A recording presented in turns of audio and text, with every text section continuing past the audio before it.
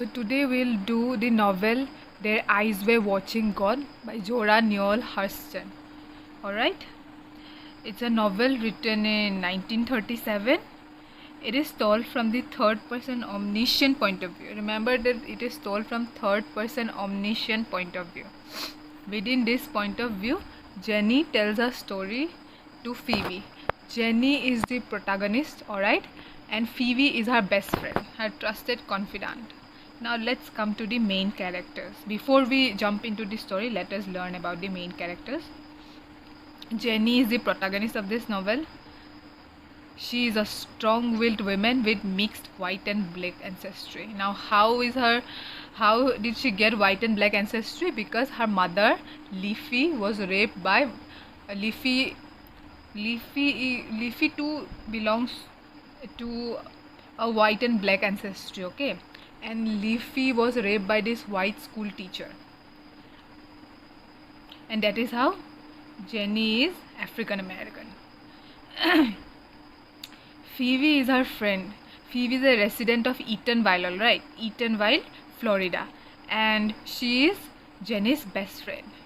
Nanny is Jenny's grandmother, alright? Leafy's mother and Jenny's grandmother. Nanny works as a house help, as a nanny to the Washburn kids. Washburn is a white family who has taken in Nanny as their nanny. Nanny is the one who takes care of children, right? And here the grandmother is referred to as nanny only. She is not referred to by her real name. Now Logan Killix. Logan Killix is Jenny's first husband. He is a African American potato farmer, alright? And he marries Jenny when she was a mere 16-year-old. Joey Starks. Joey Starks is an ambitious, prosperous, rich African American entrepreneur. He is Jenny's second husband, alright? Then we come to Tea Cake. Tea Cake is Jenny's final and third husband. He is an African American railroad worker and migrant worker, alright? Okay, now let's jump into this story. Before we jump into this story, let me give you a little background about Jenny, because this story starts in medias res. Medias res means in the middle. So let me give you a little bit of her family background.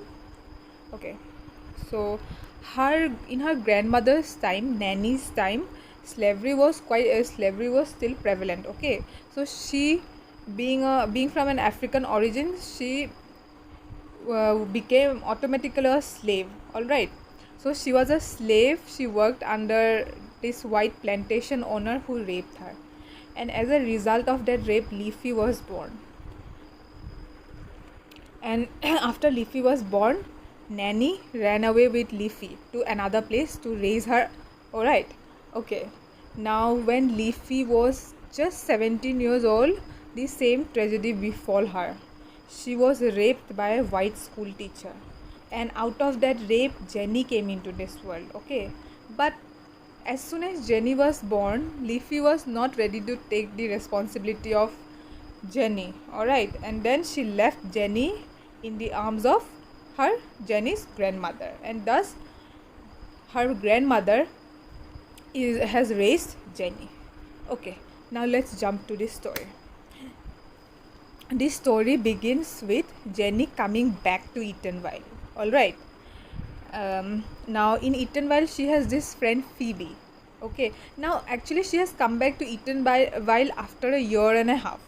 So everybody started gossiping on why Jenny has come back, and more importantly, why has she come back without her husband, Tea Cake, alright? So Phoebe goes to her to learn what is it all about, why has she come without her husband, to know about her life. Okay, so Jenny starts her story. Jenny grew up in the backyard of the Washburn family, alright?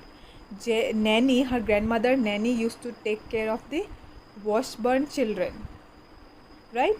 She was a nanny to them, and along with those kids, Jenny grew up, alright, under the Washburn's wing.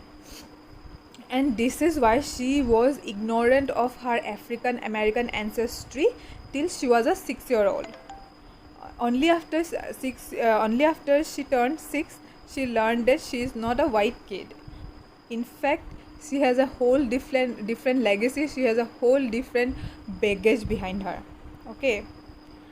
And slowly, when she turned 16, she fell in love with this boy from their community. All right, an African American boy. And Nanny, her grandmother, came to know about it, and she freaked out. She got scared that she might get pregnant by this boy, and then she will have to live the same life that Nanny and Leafy had to live. That is, without marriage, without a husband, being a single mother with no financial security. So she did not want this life for Jenny. She wanted Jenny to live a secure life, a life where she has the love of her husband, a life where she has financial security. All right. So what she did is she started searching for a husband for Jenny, and she decided to marry Jenny off to Logan Killicks. Now Logan Killicks is this hardworking, honest man who has a big chunk of land, okay, 60 acres of land, and Nanny desperately wanted Jenny to marry him. But Jenny was not at all interested in marriage because she's just a 16-year-old, right? She did not want to marry. She wanted to explore life without any burden, without any responsibility, because marriage brings a lot of responsibility with it, right? And in those days, girls become a property to the husband more than a partner, because they were not allowed to work, right? Okay, I mean, they were never the breadwinners, right? Anyway, so Jenny protested against this match. She was hell-bent on not marrying Logan, but Nanny, her grandmother, forced her to marry him, and thus Jenny landed in this loveless marriage. Logan was very hardworking. He was a very straightforward man. He did not know the language of love. He did not indulge in romantic sensibilities, which Jenny wanted. Jenny wanted a caring husband, a genuine partner, someone who will encourage her to do things that she loves. Alright. But Logan was not like that. He was only interested in working. He was only interested in making his wife help him in the fields. The role of wife, according to him, is limited to being a partner in lessening the hard work.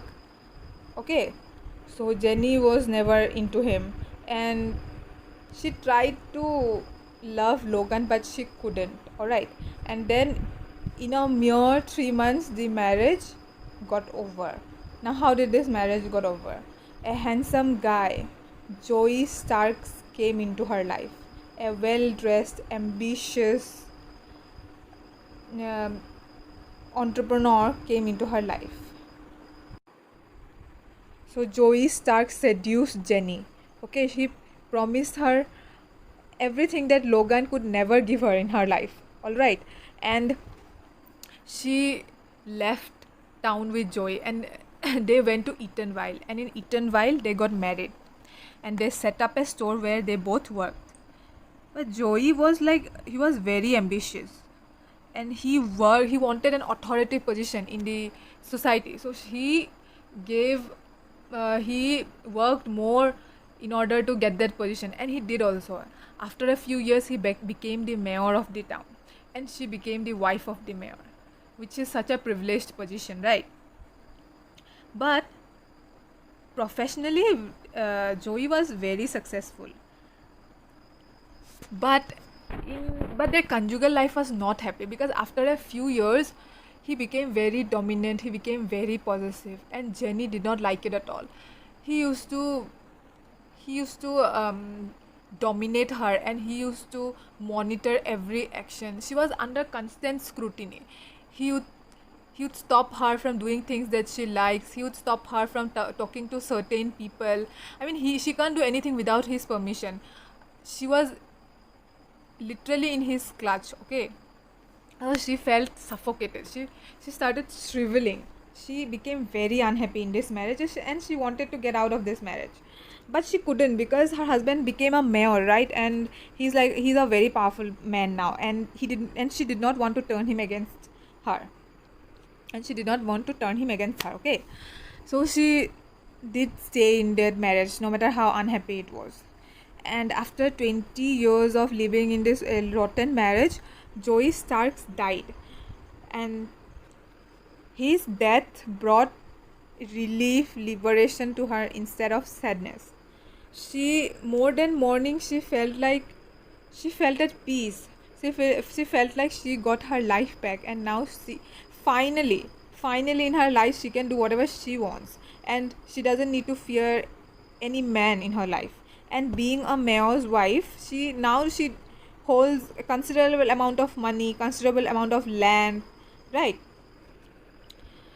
So now she started enjoying her single life. Okay, she did everything she wanted, and there were many suitors that were coming to her in order to marry her, but she kept them at bay because she did not want to give up her single life just yet. Okay, but after a few years, a man named Tea Cake, who was 12 years younger than her,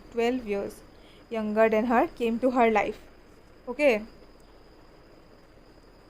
he was everything that she wanted in a husband. He was soft, he was loving, caring, romantic, the kind of person that Jenny wants, the kind of partner that Jenny wants. Okay, and meeting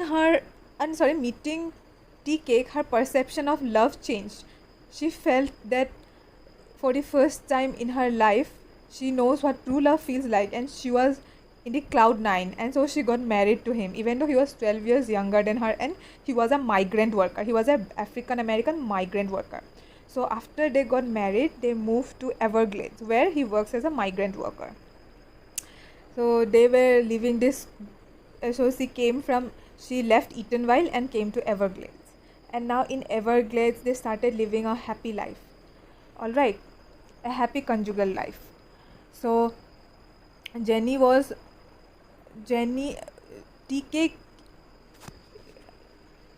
Cake loved the person Jenny was, and he encouraged her to do everything that she wanted. Okay, he allowed her to do everything that she dreamt of, and she felt happy about it.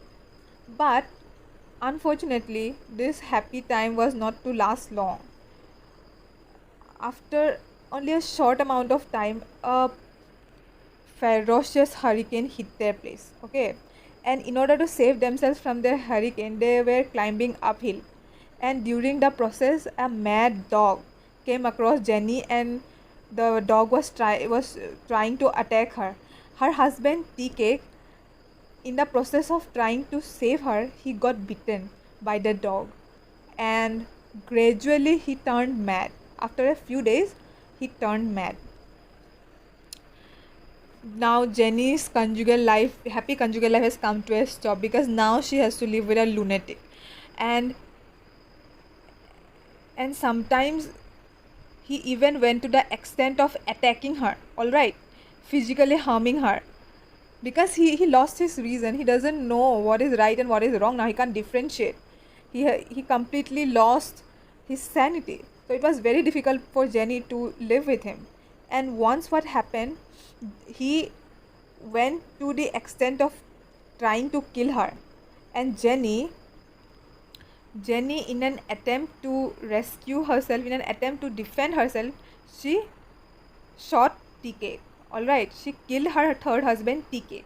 Although she did not want that, because she genuinely loved Tea Cake, but she had to, because otherwise she would have been killed by Tea Cake. So what did she do? She shot him. And since she killed her husband, she was tried.